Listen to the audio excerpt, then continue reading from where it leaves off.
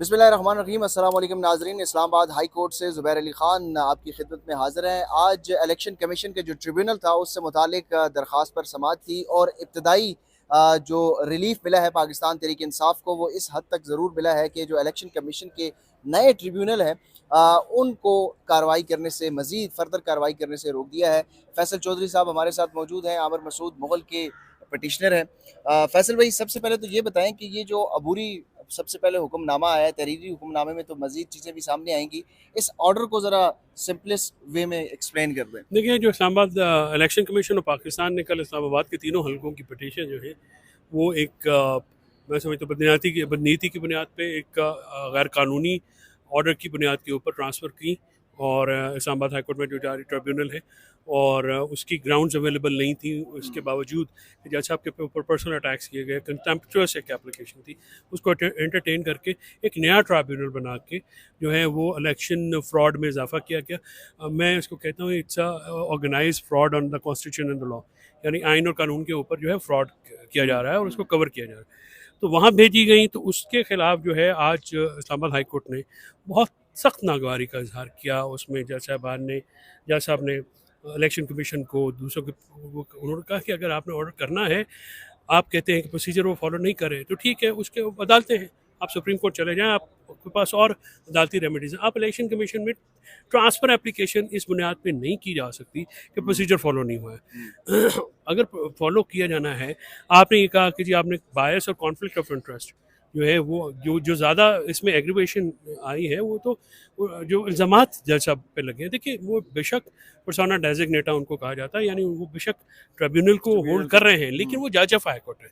आप उनको एक रेडिक्यूल कर रहे हैं, एक उनको पब्लिक आय में जो है वो आप हेटेड में ला रहे हैं, आप कह रहे हैं वो अकरबा परवरी कर रहे हैं, वो किसी की फेवर कर रहे हैं। और आज तक ना पटिशनर्स ने ना ये ऑब्जेक्शंस ना रिप्लाई जमा करवाया अदालत में, ना जज साहब को के ऊपर कोई इस किस्म का ऑब्जेक्शन लगाया। प्रिंसिपल ये होता है कि सबसे पहले आप जिसके खिलाफ आपको एतराज़ हो आप उस पर जाते हैं। और इलेक्शन कमीशन की जो एंटरटेनमेंट है वो मिली भगत का नतीजा है। और इलेक्शन कमीशन ने सारी पार्टी है इस पटिशन में, और ख़ुद ही अपने खिलाफ जो है वो मैं उसी तरफ आपसे सवाल करना चाह रहा था कि एक तो ठीक है, जो फरीक हैं वो खुद ये चाह रहे हैं कि ये ट्रिब्यूनल जो है वो तब्दील हो, तो इलेक्शन कमीशन को क्या एतराज़ है कि ये ट्रिब्यूनल तब्दील किया जाए? इलेक्शन कमीशन का आप हालात देखिए कि जिस दिन ये एप्लीकेशन फाइल हुई 6 तारीख तक जब हियरिंग हुई, 7 तारीख तक इवन कोई नया ट्रिब्यूनल नहीं था। एक नोटिफिकेशन आता है अचानक हवा में, नया ट्रिब्यूनल कॉन्स्टिट्यूट किया जाता है और जिसकी इस्तदा भी नहीं की जाएगी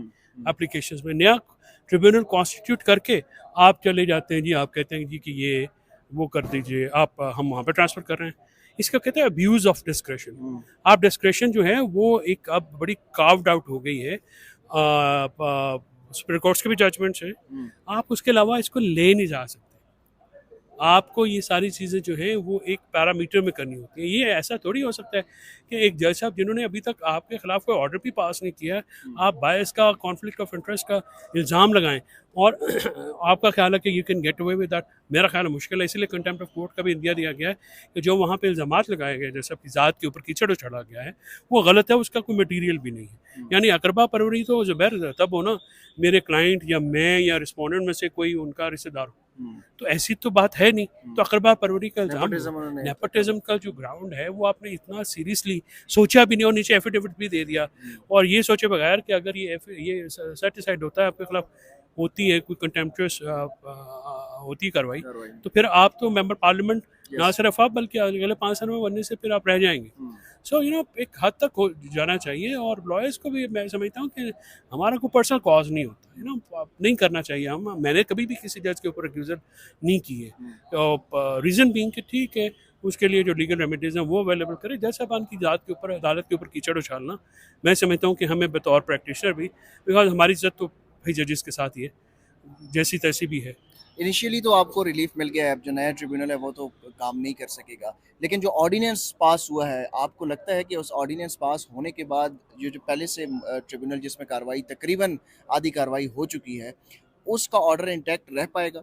नहीं, वो ऑर्डिनेंस जो है वो रेट्रोस्पेक्टिवली थोड़ी हो सकता है, पीछे से कैसे इम्प्लीमेंट होगा?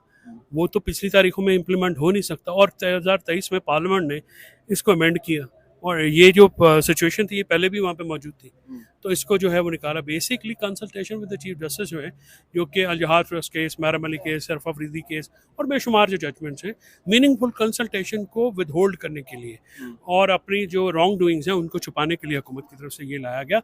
और गिलन साहब का तो खुद केस पेंडिंग पड़ा हुआ है। सो इससे बड़ा कॉन्फ्लिक्ट ऑफ इंटरेस्ट क्या होगा कि जिन्होंने ऑर्डिनेंस जारी किया है वो खुद जो है उनके खिलाफ लाहौर में एक इलेक्शन ट्रिब्यूनल में पटिशन पेंडिंग है।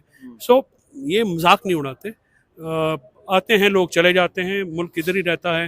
इलेक्शन कमीशन का, जैसे मैंने सुबह भी अर्ज़ किया कि उनके सामने भी अर्ज़ किया था कि आप तो चले जाएंगे, हमने खुदा चाहा तो किसी और केस में यहाँ पे आएंगे, लेकिन आप इलेक्शन कमीशन को तबाह मत कीजिए। इदारा है, इदारे बनाने पड़ते हैं, तबाह नहीं किए जाते। लेकिन जिस किस्म की हरकत की गई, जिस किस्म के ऑर्डर्स किए गए हैं, जिस किस्म का रवैया अख्तियार किया गया, मैं समझता हूँ कि इलेक्शन कमीशन मेम्बरान ने इलेक्शन कमीशन को बहुत डैमेज किया। लास्टली फैसल साहब ये बताइएगा कि जो chief justice Islamabad high court है उन्होंने बड़ा रिस्ट्रेन का मुजाहरा किया पिछले तकरीबन 1.5-2 सालों से, लेकिन आज उन्होंने अपने तौहीन अदालत का जो नोटिस है उसको इख्तियार इस्तेमाल करने की भी अंदिया दिया। तो एकदम से उनके मिजाज में आज कुछ तब्दीली नज़र आई, ये आपको क्या वजह लग रही है? इसको कहते हैं स्पिल ओवर, यानी जब ग्लास भर जाता है ना तो आप देखें पानी गिरता है, तो शायद वो रिस्ट्रेन करते करते, बाज़ जजेस की आदत होती है वो रिस्ट्रेन करते हैं, वो एक्शन नहीं लेते। रिस्ट्रेन किया उन्होंने, कोशिश की कि इससे बगैर ही मामला हल हो जाए, लेकिन फिर आप आज वो स्पिल ओवर इफेक्ट जो है बड़ा क्लियरली विजिबल था। और एक इदारे को आप देखें ना, हाई कोर्ट सिटिंग जज जो कितनी दफ़ा उन्होंने कहा अपनी प्रोसीडिंग में कि एक सिटिंग जज ऑफ हाई कोर्ट है, आप क्या करें, मजाक बनाया हुआ है। और जिस तरह से डिफेंड करने की कोशिश की गई, किसी कोई क्लमजी फ्लिमजी ग्राउंड हैं, कोई ग्राउंड ही नहीं है, बस सोचा है और बस कर दिया किसी के कहने पे। कॉमा फुल स्टॉप भी नहीं चेंज किया है पटिशन्स का, उठा के डाल दिया। और इलेक्शन कमीशन ने पता नहीं ऑर्डर जो है वो कैसे लिखा, आधी चीज़ें लिखी आधी चीज़ें नहीं लिखी, जल्दी में कर दिया।